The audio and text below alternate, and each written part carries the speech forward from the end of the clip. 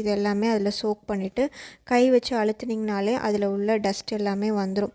நீங்கள் ஈரத்தோட மேக்கப் ஃபேஸில் வந்து ஸ்வெட் ஆகிக்கிட்டே இருக்குது, அந்த ஸ்வெட்லேயே நீங்கள் மேக்கப் போட்டிங்கன்னா உங்களுக்கு பிம்பிள்ஸ் வர்றதுக்கோ இல்லை வந்து டார்க் பேச்சஸ் வர்றதுக்கோ மெயினான ரீசன் இதுவாக கூட இருக்கலாம். ஸோ அதனால் எப்பயுமே உங்களோட மேக்கப் திங்ஸ் எல்லாமே ஹைஜீன் மெயின்டைன் பண்ணிக்கோங்க. நல்லா க்ளீனாக வீக்லி ஒன்ஸ் வந்து வாஷ் பண்ணி நல்லா ஃபேன் காற்றுல ட்ரை பண்ணிவிடுங்க.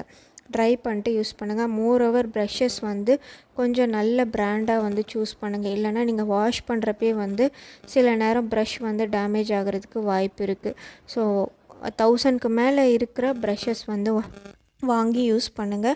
பியூட்டி பிளெண்டர் கூட நீங்கள் வந்து 6 months ஒன்ஸ் சேஞ்ச் பண்ணிக்கோங்க, இல்லை 3 months ஒன்ஸ் வந்து சேஞ்ச் பண்ணிக்கோங்க.